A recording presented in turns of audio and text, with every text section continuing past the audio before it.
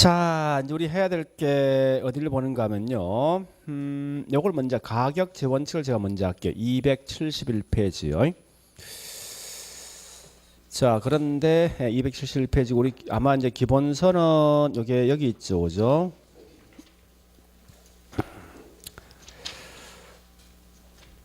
네, 494페이지인데요. 이래 보시라고요. 우리 감정 평가는 그러니까 실제 공부할 결은 6개 정도 하시면 될 겁니다. 제일 먼저 가격 재원칙이 중요하고, 두 번째 지역 분석과 개별 분석이 중요하고요. 세 번째 우리 뭐가 있는가, 이 평가 3방식이 있습니다. 있는데 그 중에 보니까 이 원가 방식이 있고, 그 다음에 비교 방식이 있고, 그 다음에 수익 방식이 있어요. 그거 이외에 뭐가 있는가 하면은 물건별 감정평가, 그 다음에 마지막 보니까 가격 공시제도. 자, 우리 실제 시험은 이 평가가 매년 한 6개 정도 시험 나오지만 주로 공부할 건 여기서 거의 매년 시험 나온다 생각하시라고요. 그래서 해보시면 알겠지만 이제 우리 이런 두 개는 금방 할 수 있거든요. 또 이것도 금방 따라갈 수 있어 사실은. 그러니까 이런 요 네 개 중에 보통 기본은 3개 이상 시험 나오게 돼 있거든요. 좀 꽤 쉬워요. 좀 확실하게 가져가시고, 문제는 3방식이 좀 힘든데 이게 평가 방식입니다. 방식인데 그 중에 무조건 해야 될 건 원가는 무조건 하셔야 됩니다. 이건 100% 시험 나오니까 요건 내가 따라갈 수 있어요. 그 다음에 비교 방식은 나오면 거의 계산 형태로 시험 나올 확률이 좀 높거든요. 그래서 하시는데 요 수익 방식은 그냥 체크해버리라고. 나오긴 나오지만 내용이 워낙 많다 보니까 어느 걸 해야 될지 그 판단 안 쓴다고요. 해서 요렇게 해서 우리 평가가 매년 6개 또는 7개 나오면 그 중에 4개 또는 5개를 맞춘다 생각하셔야 돼요. 4개 또는 5개. 한 2개 그냥 버리시고. 그래서 내용을 다른 버전 이렇게 끌고 하시면 될 겁니다.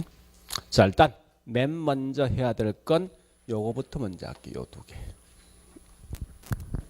그래서 가격 재원칙이 있는데, 자, 271페이지요. 맨 먼저 가격 재원칙.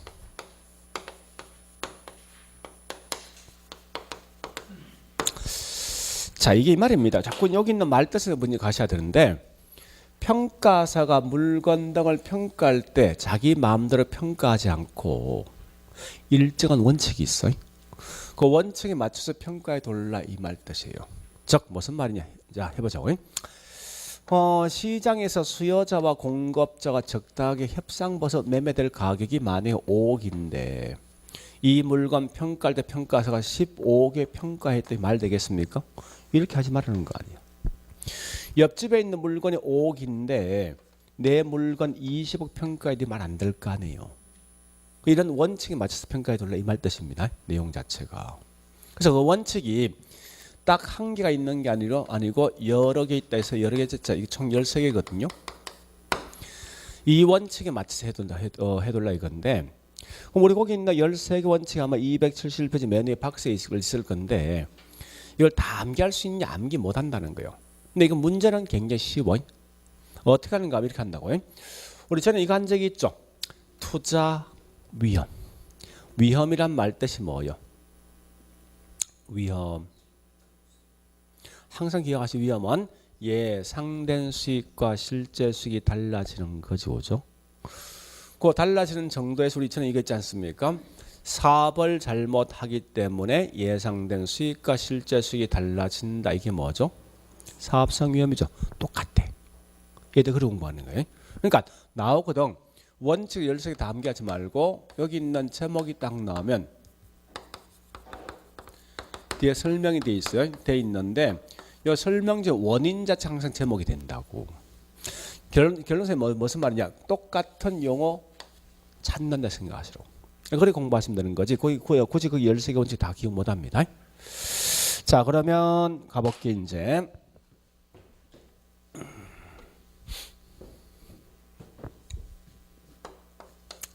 첫 번째 요거 3개요.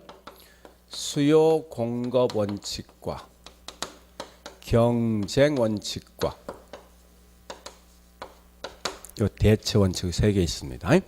있으면 물론 제가 좀 더 설명하겠지만 수요 공급 무조건 뒤에 수요 또는 수요 공급 이 말 나와야 돼. 항상 경쟁도 경쟁이란 말 나와야 됩니다. 그다음 대체는 뭐냐면 대체. 이 대체 같은 말이 뭐냐? 우리 대체는 이 말이죠. 동일한 효용을 갖고 있는 물건을 바꿀 수가 있죠, 그죠? 그래서 이 효용이란 말로 곧 이건 대체 원칙 생각하시면 돼요. 결국은 이런 글자 찾는다 생각하시면 된다고 문제 풀 때. 자, 일단 제가 다른 거 한 적 없는데 바로 문제 풀어볼게요. 273페이지.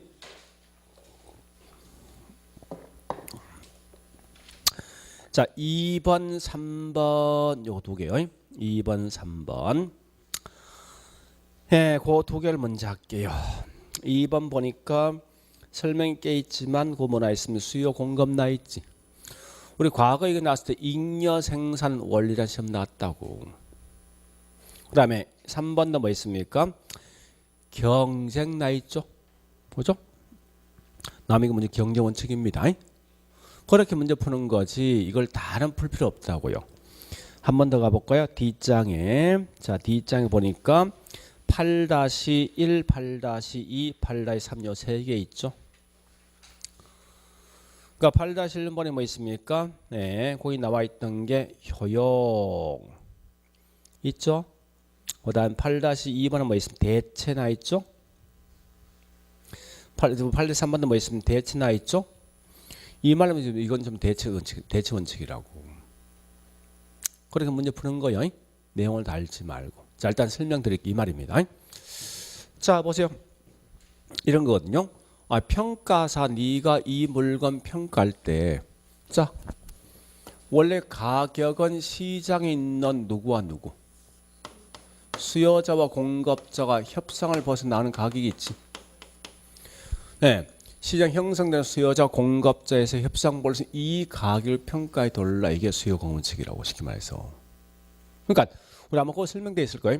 수요와 공급의 상호작용에서 가격이 형성된다 이 말 나오는데 표현 자체가. 그래서 무조건 나오면 이 말 나와야 돼. 이게 수요 공급 원칙이야. 그래서 우리 다시 봐볼까요? 남아있는 지금 보니까 예, 우리 앞에 문제 2번이었죠? 그러니까 자꾸 이 생각을 이래 하시라고. 이 물건을 갖다 가격을 결정할 때 평가할 때 누굴 기준 잡으려 하는 거예요. 그 시장에 있는 뭐 있습니까? 수요자와 공급자가 매매될 수 있는 가격을 기준으로 평가해 둘라 이거지. 거기 2번 그 말 아닙니까? 그래서 이걸 수요 공급 원칙이라고. 자, 다시 두 번째. 우리 경쟁, 자꾸 이건 뭘 보는가? 우리 기출된 문제를 봐야 됩니다. 경쟁 원칙은 273페이지 3번, 이거 3번 문제 있죠? 딱 고려 나와. 초과 이유는 경쟁을 야기하고 경쟁이 된 결과 초과 이유는 소멸된다 그 말이거든요. 표현 자체가. 그럼 이거 뭐지 이제 이런 거요. 해볼게. 자, 현재 있는 창원시의 40평이 6억에 매매되고 있어요. 갑자기 이 지역에 학군 좋은 학교들은 그만큼 주택에 대한 수요가 많아지겠죠. 그러니까 수요가 많아진 만큼 뭐 있습니까? 집값은요 올라가지. 집값이 올라간 결과 집을 갖고 있는 분은 결국은 1억 정도 이익을 본 거 아닙니까? 그 결과 여기서 뭐 있습니까? 초과이윤이 발생하더라. 초과이윤이 발생되면 이제 뭐요? 집을 짓는 건축업체는 너도 나도 시장에 저기 진입하겠지. 그죠? 시장에 진입하면 일정 기간 후에 뭐 있습니까? 공급이 뭐합니까? 그다음에 집값은 그 결과 초과이는 뭐합니까? 이 말인데 표현 자체가. 자, 여기서 왜 공급자가 시장에 진입합니까? 뭐 할 목적이요? 이거가 잘 목적이지. 여기서 뭐 발생합니까? 경쟁이 야기된다고. 그냥 그 말 그냥 그대로 번역해볼까?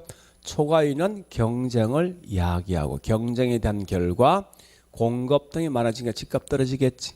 그 결과 초과이는 소멸된다 이 말인데 표현 자체가. 굳이 그 내용을 다 보지 말고 가격도 결국 경쟁 등에서 결정되어진 이 말이라고. 자, 그 다음에 예, 밑에 있는 대치 원칙. 자, 다시 보세요. 이 말이거든요. 아니, 옆집에 있는 물건이 5억이면 내 물건도 얼마에 대충. 그 옆집에 있는 물건이 5억이면 내 물건 5억이란 말 뜻은 내 물건과 옆집은 서로 비슷한 거지. 서로 대체가는 거지. 그죠? 그래서 결국은 대체 관계에 있는 재화에 따른 내 물건 가격 결정되는 이 말이라고 이게. 대체 같은 말 뭐냐? 효용. 비슷한 효용을 갖고 있는 물건은 비슷한 가격이 사실 나온다는 거예요. 그런 표현이거든요. 그러니까 항상 평가에서 네가 평가할 때 대체 가는 물건도 고려해서 평가해 둘라는 거예요. 말뜻이. 근데 그런 개념인데 이 내용을 다 보지 말고 이런 특징만 딱 갖고 가시라고. 자, 그래서 그래 보시고 그러면 우리 앞에 있는 271페이지 있는 갈로 1번, 2번 끝났습니다. 근데 우리 기회비용은 가끔 있죠. 이건 시험에 내긴 내지만 사실 큰 의미는 없거든요. 자, 우리가 알고 있는 기회비용 이런 거지. 기회비용 말뜻이 아닙니까? 어떤 걸 선택하기 위해서 포기한 비용이 말뜻이라고. 여기는 항상 뭐 있습니까? 선택과 뭐가 들어야 됩니까? 희생. 이 말 들어야 되지. 표현 자체가. 다시 보세요. 이런 거거든요. 보세요. 우리 요 땅이 농지 이용될 수 있고 주거 이용될 수 있고 상업 이용될 수도 있습니다. 농지로 이용될 때 평당 땅값 10만 원, 주거 이용되면 평당 25만 원, 상업 이용되면 평당 30이 된다 할게요. 어떤 용도 선택하겠습니까? 어떤 거? 요걸 선택하기 위해서 여기였으면 그다음 뭐 선택합니까? 얘 없으면 주거지. 주거 요거 포기한 거 아니야? 포기한 비용 얼마? 이게 기회비용이야. 그래서. 그러니까 어떤 걸 선택한 후에 나머지 포기한 비용이 있죠. 그 기회비용인데 우리 항상 선택은 좀 저기 기회비용이 다 포함되어 있습니다. 자, 오늘 학원 올래 말래 왔어. 분명히 뭔가 포기했거든. 그 포기한 비용 거기 다른 말 기회비용이라고. 그래서 항상 기회비용 나오면 무조건 선택과 포기란 말 뜻이 나와야 됩니다. 그래서 거기 기회비용 선택 저기 나와 있죠. 나와 있는데 일단 그런 개념 정도까지만 알고 있으면 될 것 같아요. 그래서 우리 과거에 시험 나왔던 게 자 276페이지 9-3번.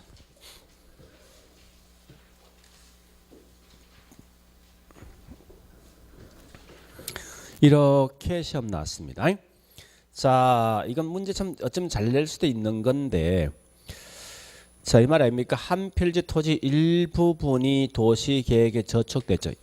그건 한 필지 전체 중에 뭐야? 일부분이지. 여기 무슨 평가? 부분 평가지 아까 했지만. 그다음에 밑에 문제가 좀 어렵습니다. 도심 지역의 공업 용지가 동일한 효용을 가지고 있는 뭐 있습니까? 외곽 지역의 공업지보다 시장 가치가 더 높죠. 왜 그렇습니까? 아니, 도시 지역은 그만큼 경쟁이 훨씬 세지. 그죠? 센 것만큼 뭐 있습니까? 공업 용지를 선택해서 그만큼 뭐 있습니까? 나머지 포기한 비용이 더 높을 거 아니에요. 다시요. 보세요. 이거. 도시는 주거 쓸 수도 있고 상업 쓸 수도 있고 공업 쓸 수도 있지 않습니까? 외곽은 아마 주거나 보니까 여기 있는 공업만 쓸 것 같은데 상업은 잘 안 쓸 것 같은데 그죠? 그 얘가 훨씬 더 뭐 입지경이 더 치열하다고. 그럼 그만큼 얘가 뭐 포기한 비용이 더 높을 수밖에 없다고 이게. 외곽 훨씬 포기한 비용이 쌀 거 아니에요 이게. 그러니까 얘가 포기한 비용이 더 높은 만큼 가격이 더 높다는 말 뜻이라고. 그래서 이 표현 약간 좀 어려운데 하여간 기회비용 나오면 무조건 선택과 포기를 좀 생각하시라고. 자, 그래 보시고 다시. 그래서 그냥 결혼 정도 있다 생각하시면 되겠습니다. 자, 271페이지. 자, 두 번째. 자, 이건 변동이란 말과 예측. 특히 여러분 꼭 알 건 요 변동 원칙 이건 꼭 기억하시라고. 요건 시험에 꽤 많이 나오니까. 자, 지금 하고 있는 건 가격 재원칙 하고 있는 거지. 그 가격 재원칙은 제일 중요한 이 말 아닙니까? 부동산 가격도 시간이 변화하고 주변 환경이 변화하면 항상 가격은 고정되어 있습니까? 변합니까? 변화하죠. 그죠? 그럼 참고로 이 변동원칙 지문이 좀 길거든요. 요 중간에 원인이 꽤 많이 원인이 들어오는데 이 원인은 전혀 신경 쓸 필요 없다고. 가격은 이러이러한 요인이 뭐하기 때문에 그 결과 변동한다 이 말이라고. 아니 보세요. 부동산 가격은 지역 환경이 바뀌면 가격도 변하지. 부동산 가격은 저기 창원시에 있는 환경 등이 변하면 바뀌면 가격이 바뀌겠죠. 그러니까 이 중간에 원인이 꽤 많이 들어올 수 있어.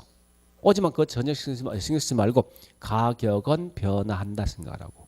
자 일단 이 변동을 제가 먼저 볼게요. 변동은 좀 중요한 하나 더요. 그래서 이거 보세요. 이제 얘는 하여튼 시점 이 시점이 있습니다. 시점의 이론적 근거가 됩니다. 그러니까 이 말 아닙니까? 시간이 변하면 가격 바뀐다는 거야. 바뀌는데 이 시점 그게 두 개 있어요. 우리 아까 감정평가된 가격 무슨 시점? 또 시점 수정이 있거든. 용어 자체가. 그러니까 시점 수정 하여튼 이 시점과 관련 말은 전부 다 변동칙을 관련돼 있다. 그러니까 기준 시점 또 시점 수정이라는 말 뜻이 있어요. 그래서 일단 우리 거기 설명되어 있을 텐데 변동원칙에 자 그러면 문제를 제가 바로 풀어볼게요. 이거 변동은 꽤 중요하거든요.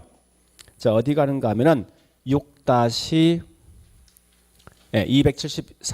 6-21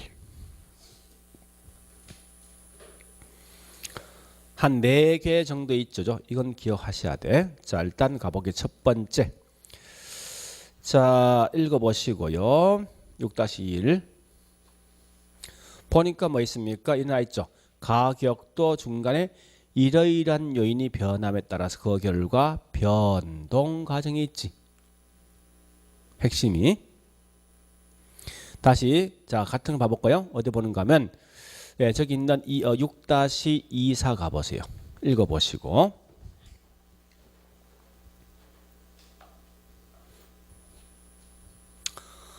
앞에 설명이 많지만 실제 볼 건 셋째 줄부터 보셔야 돼. 부동산 가격도 그러한 요인 때문에 뭐 있습니까? 지속적으로 변동한 나 있지. 문구 똑같은 거 아닙니까? 중간에 부연 설명된 건 달라질 뿐이지. 다시 자 그다음에 6-2 갑니다. 22 자 기준 시점과 서로 관련돼 있는 가격 재원칙이 뭐냐 싶는다고 나오는 순간 이게 무조건 변동이에요. 이게 단답 형태로 나올 수도 있거든요. 즉 무슨 말인가 하면 이걸 빼버렸네 제가. 하여간 이 단답형이 시험 나올 수 있는데 어쨌든 시점 문제 무조건 변동입니다. 자 다시 6-23 가볼게. 여러분들 거기서 나올 때 뭐를 보시는가 하면요. 위치 가변성이 있지. 네? 위치 가변성은 무조건 이게 변동입니다. 잠시 자 위치 가변성 말 뜻이 뭐냐 이 말입니다. 보세요. 위치가 변동한다 이 말 아니야. 왜? 땅은 절대 이동할 수 없거든. 다만 그 땅의 이용 형태 등이 변경한다 이 말이에요. 위치가 변성은. 그러니까 이 땅이 주거에서 상업으로 3층에서 5층으로 또는 뭐 있습니까? 이렇게 분필 이 두 필지 한 필지로 이렇게 변화가 있는 곳이 위치가 변성입니다. 그런 변화가 있는 순간 가격도 바뀌지. 그러니까 나하고도 무조건 위치 가변성 서로 관련돼 있는 가격 특징이 뭐냐면 무조건 변동. 요건 좀 따라한 게 하시라고. 그거까지 마시면 안 돼. 그래서 실제 우리 지금 지문은 많이 나오는 게 가장 기본적 용어 있죠. 용어 정리입니다. 6-21 같은 거 아까 6-24 있죠. 이런 게 훨씬 많이 나온다고. 개념 묻는 게. 자, 어려보시고 그 다음에 다시요. 요 보세요. 이제 부동산 가격도 예측할 수 있을 것인가 하는 거요. 그럼 이렇게 가보죠. 가격도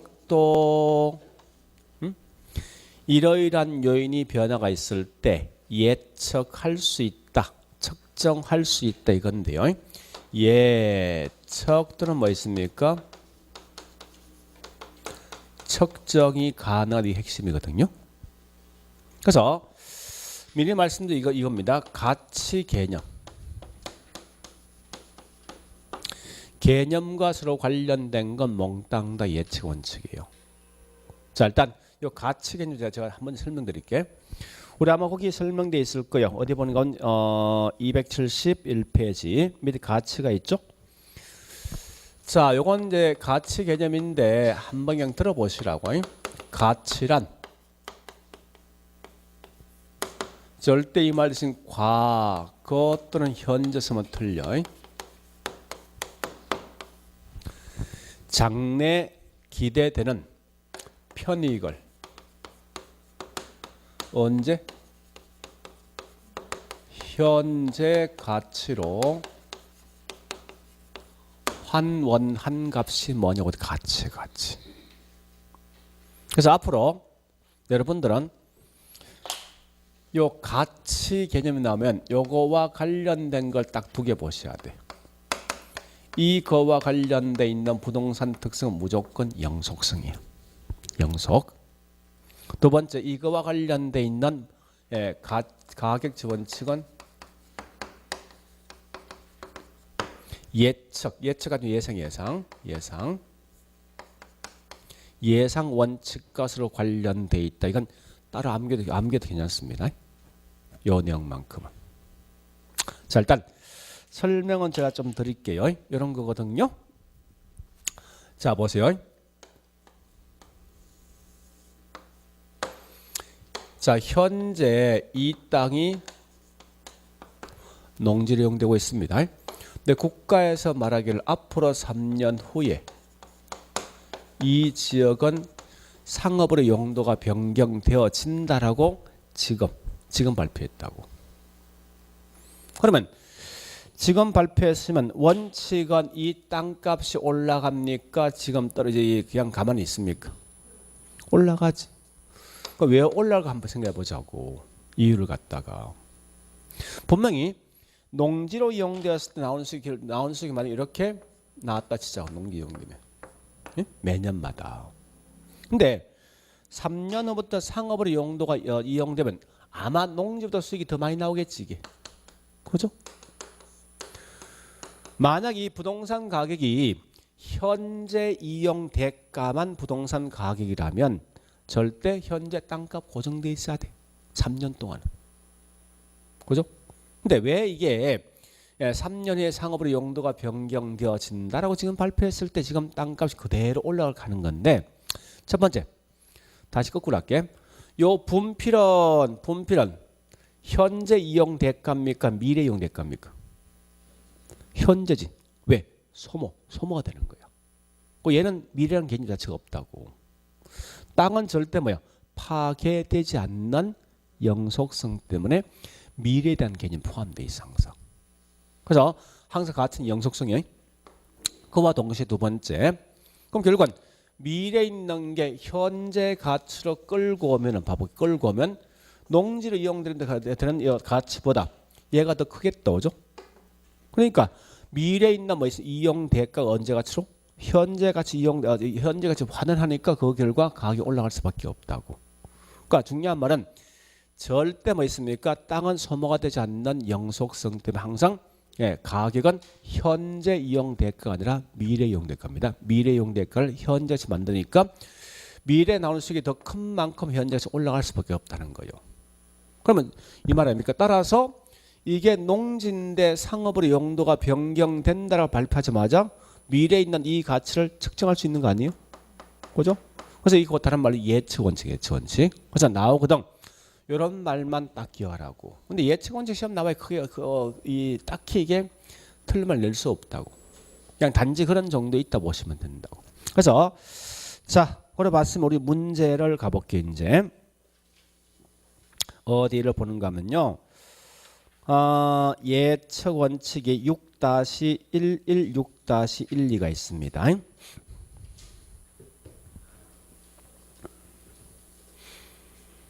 그래서 거기 보니까 6-에 11부터 가야 돼요.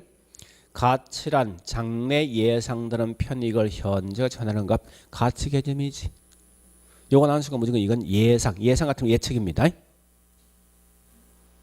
그 다음에 6-12가 보니까 예측 또는 변동이란 건 항상 이런 뭐 있습니까? 자, 가격도 변화한다 변동이지. 가격도 예측할 수 있다 예측 원칙이지. 그 얘는 개념이 현재 개념이 미래 개념이에요. 네? 미래에 대한 개념이지. 그러니까 항상 나오거든 6-12처럼 현재부터 장래 활용도 변화 가능성을 고려한다는 점 요거 마시면 안 돼. 수익 하는 품 아무 의미 없어. 자, 일단 호론 정도인데 실제 우리 예측은 시험 잘 내진 않습니다. 우리 과거에 지금까지 딱 두 번 시험 냈다고. 자, 다시 앞장요. 자, 앞장에 이제 272페이지 기여 원칙 있죠죠. 자, 관로 4번 수익 최정 체감이 있습니다. 그 다음에 기여 원칙이 있어요. 그 다음에 수익 배분. 요 세 개 있는데 보세요. 얘는 절대 시험 못 냅니다. 나오면 이거 그냥 넘어가시라고. 이유가 있어. 원래 실제 우리 지금 하고 있는 이 감정평가는요. 미국에 있는 감정평가 실무 지침서가 있습니다. 그 실무 지침서에 있는 내용을 갖다 뭐 있으면 그대로 뺏겨서 만든 것 이게 감정평가 이 평가인데 문제 실무 지침서 이게 3년 또는 4년마다 매번 바뀌어 이게 바뀐다고. 작년에 제가 보니까 미국의 실무 지침서 이게 지침서가 보니까 제 지금 18판이 나 있던데 18판이 그 중에 뭐가 문제냐 이거 문제입니다. 요게 있죠. 때에 따라 여기 각각마다 어떨 땐 요게 가격 재원칙에 이 독립해서 나올 수도 있고 이게 빠져나올 수 빠지는 경우도 있다고. 빠진다 이 말이 결국 이게 딴 데 편입돼 이게. 그러니까 얘가 들어왔다 빠졌다 계속 하다 보니까 이건 누구든 시험 못 낸다는 거예요. 내면 가장 큰 단점이 있어. 너 어느 지침서에 있는 근거를 따르냐는 거야. 옛날 14판에서 이거 없어. 그러니까 이건 무조건 이의를 제기받게 돼 있어. 공부 어디 거냐 이거야. 그럼 좋다. 여기 18판은 미국에 있는 건데 한국 어느 근거를 쓰냐 이거요. 말 못한다는 거예요. 그래서 그것 때문에 항상 여기 있는 수익 측정체감은 시험 안 내게 돼 있다고. 물론 자 물어보자고. 요 말입니다. 그냥 그대로 번역해. 요거 하시면 돼. 수익은 뭐 한다고? 수익은 요 말 뜻이 뭐예요? 올라가다가 다시 뭐 한다고? 떨어진다 이 말 뜻이라고. 이 말 나와야 돼. 그러니까 우리 학원 건물이 있지. 학원 건물 점점점 청수를 올리면 일정 공간까지 수익이 올라가.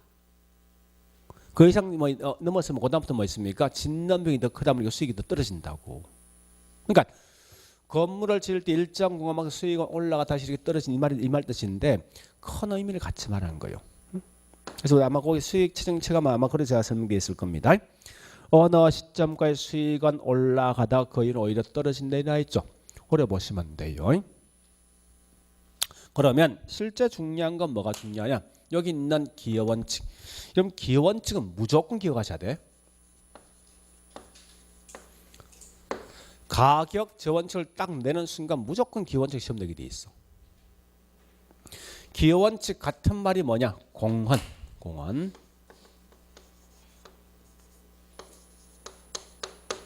자 보세요.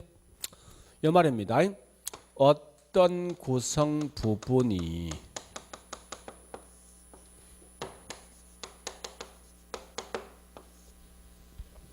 전체에 이 전체라는 건 이런 겁니다.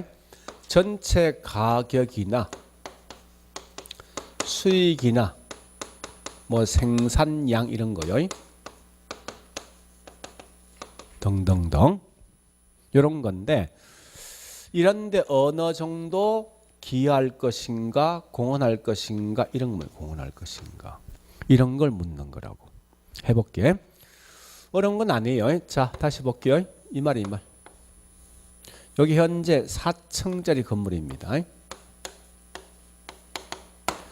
요 전체에 있는 나오는 수익이나 가격 등이 현재 10억.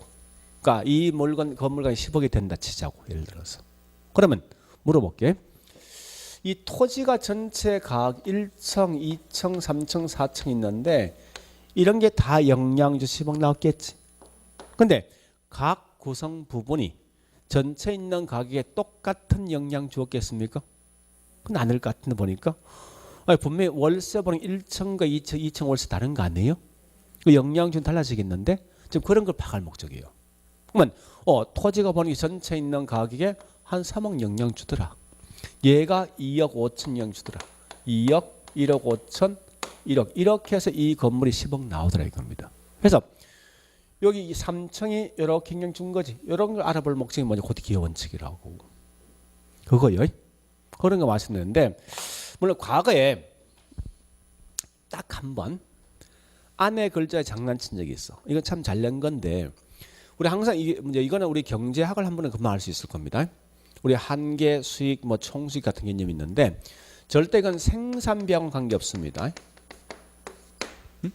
생산량이나 수익이나 저기 등등에 관계되어 있지. 이 비용 관계 없다고.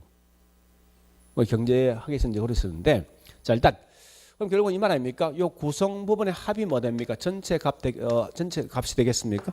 요거 다 대볼래요? 10억 나오지. 그죠? 그러니까 중요한 건 부분과 전체 관계 나머지 전부 기원칙이에요. 그래서 각 부분이 어느 정도 영향 줄라를 볼 목적이라고. 그러면 다시 이때 만약에 5층 건물을 지어준다 하도 이 건물이 10억이 되어진다면 5층 이 건물 전체 어느 정도 영향 준 거요? 0이지. 이걸 알고 있으면 5층 건물 짓겠습니까? 안 지겠다죠. 이와 같이 이 기여원칙은 이 말입니다. 예, 한 층 건물 더 지을까 말까 추가,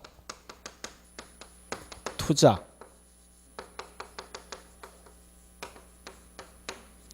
적부 판단을 하는 게 뭐냐고 이게 기여원칙이라고. 이런 거 기억하시라고. 그 다음 한 개 더요. 앞으로 무조건 병합 또는 뭐 있습니까? 병합 또는 분할 나오죠. 다음에 이건 무조건 100% 기원칙이에요. 100%. 하필이면 무조건 기원칙입니다. 자, 설명드릴게요. 이런 말이거든요. 자, 다시 보세요. 여기 전체가 보세요. 두 필지 A 필지와 B가 있거든.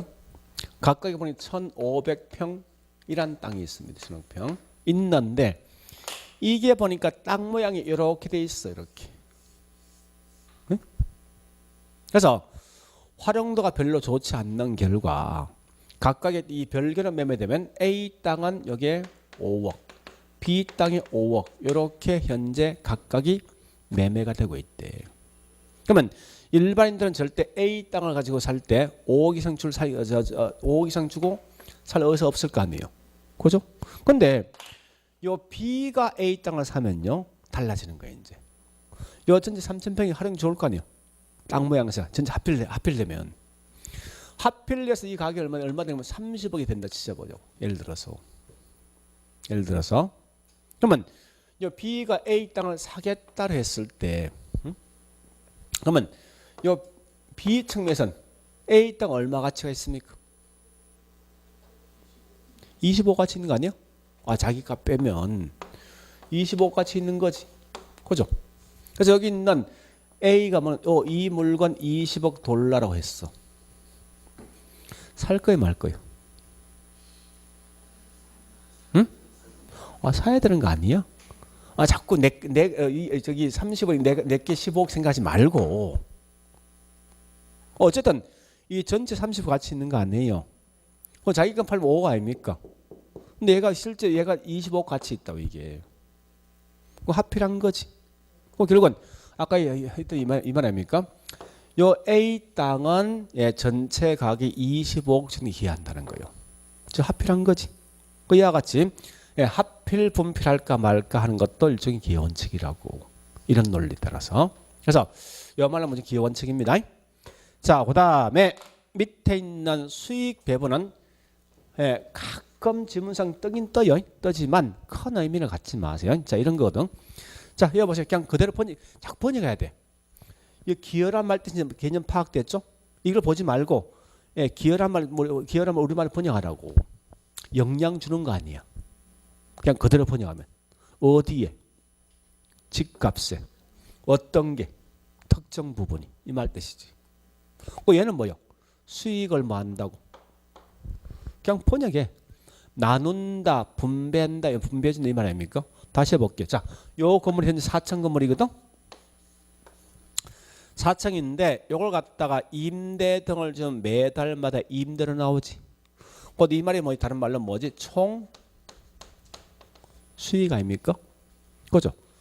그 총수익이 있는데 이 총수익이 나면 전부 다 이 주인 몫입니까? 그건 아닌 것 같아.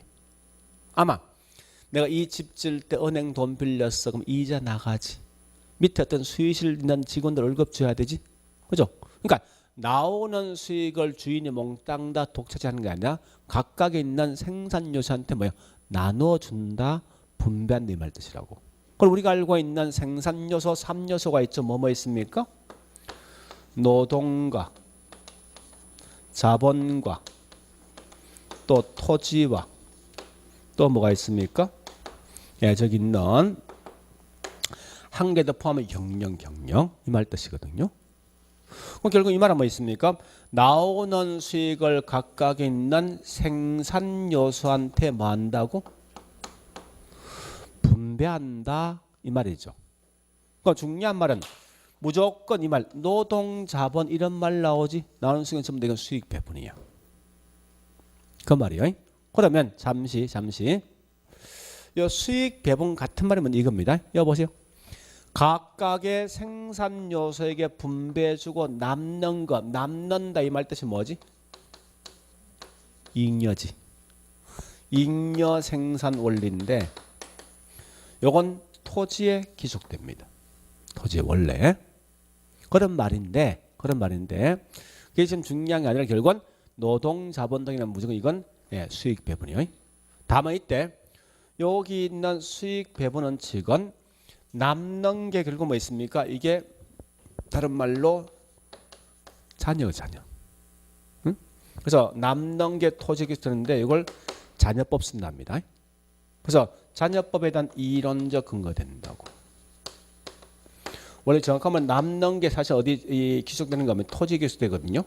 그래서 토지자녀법 이론 근거인데 이런 말 보지 말고 단지 알 것은 자녀법에 대한 이론적 근거 뭐냐 묻거든. 여기에 수익 배분. 그러니까 이 말 아닙니까? 각각의 생산 요소에 분배해주고 남는 게 자녀 아닙니까? 나중에 수익하는 법 쓰는 방식인데 하여튼 그런 개념까지 마시면 돼요. 그러면 우리 저기 있는 273페 아니다. 그게 아니고 문제를 넘어가서 자 기여원칙을 좀 정리하신 273페이지 자 4-11부터 4-3번까지입니다. 가장 많이 묻는 게 4-2번을 제일 많이 물어. 4-2번. 그래서 4-2번 가보는 게 뭐 있습니까? 합필 또 정축 하는 게 추가 투자나 있지. 추가 투자는 무조건 기여원칙이라고. 4-3번 가볼게요. 구성 요소가 전체 기한 정도 이렇게 하시라고. 그 말하는 순간 전부 다 기여원칙인데 또 중요한 포인트 문제 합니까? 셋째 줄 끝에 병합 분할라 있지. 남은 전부 다 이건 기여원칙. 그런 거만 기억하시라고. 그 다음에 수익 배분은 우리 과거에 딱 한 번 나왔어요. 어디 있는가? 두 개 나왔네. 자 7-1번 275페이지. 무조건 토지 자본 등이 딱 튀어나오지. 이건 100%의 기원칙입니다. 그래 보시고 7-2번 가보니까 항상 나오던 수익 배분 원칙은 자녀법, 토지는 의미 없어. 자녀법의 이론적 근거임을 기억하시라고. 잔이란 건 남는 거야. 우리 다시 각각의 생산력 분배 중 남는 게 잉여지. 잉여 같으면 잔이 이 말이라고 이게. 오래 정리하시고요. 자, 그다음 다시 자 마지막. 자, 이 말은 굉장히 중요합니다. 균형 원칙과 그다음에 대체 원칙, 적합. 여러분들은 만약에 우리 특히 이 감정 평가는 우리 보통 실제 시험 문제 나오면요, 이 문제는 거의 그러니까 평가는 거의 매번 맨 뒤에 나오거든. 그러니까 30번 이후 보통 나오게 돼 있다고 이 평가 파트가. 그래서 만약에 시간적 여유가 없고 어떤 문제를 찍을 수밖에 없으면요, 무조건 여기다 찍으라고요. 우리 답 중에서 얘가 거의 시험에 제일 많이 나옵니다. 답을 가장 많이 잡아요. 그래서 균형과 그다음에 적합만큼은 정확하게 내 걸 보셔야 돼요. 정확하게. 그래서 자 이제 가볼게요. 내용은 좀 간단한데 어떻게 보면 약간 상당히 어려울 수 있는데, 자 여기 보세요. 이런 거 우리 학원이 있죠. 학원을 보니까 주차장이 있고 없고 따라서 가격 차이 있습니까? 엘리베이터 있고 없으면 가격 차이 있겠습니까? 또 최신식 고급주택인데 보일러가 연탄, 기름 보일러 차이가 있겠지. 화장실 수도 영향 줄 것 같아. 80평인데 방이 2개, 4개 가격 차이 있을 것 같아. 지금 제가 설명이 전 뭐요? 이 건물 안에 대한 설명이지. 안에. 그러니까 이 건물 안에 있는 내부성 어떤 내용이 가장 알맞게 배치되면 가장 높은 가치가 가진다는 거예요. 이게 균형이에요. 그다음 두 번째, 내부 동산과 주변 환경과 어떤 관계에 따라 가격 달라지겠습니까? 달라지겠지. 그러니까 주변 환경과 어울릴 것인가에 따라서 가격이 달라지는데 이게 다른 말 적합. 구분하셔야 돼. 균형은 내부요. 내부. 그다음에 적합 무조건 외부라고. 외부 환경과 본다. 비교한다 생각하시면 돼요. 그래서 나왔을 때는 내부의 어떤 관계 묻는 게 전부 다 균형이고, 외부 관계 묻는 몽땅 다 이건 적합으로 보시라고 항상. 그러면 이걸 번역하면 이 말입니다. 번역하면 투입 요소, 투입 비율, 요소의 결합을 갖다 묻는다. 여기에 전부 다 균형이라고. 그러니까 이 투입 비율 이 말 뜻이 뭐냐 이거 아닙니까? 20평인데 방 몇 개 할래? 화장실 수 몇 개 할래? 이 투입 비율이지. 80평인데 방을 몇 개 할 것인가? 화장실 몇 개 할 것인가? 거실 크기 어떻게 할 것인가? 이게 좀 투입 비율 아닙니까? 구성 요소를 갖다가. 그러니까 이 말 딱 들은 순간 전부 다 이건 균형이라고. 집 안에 대한 설명이니까.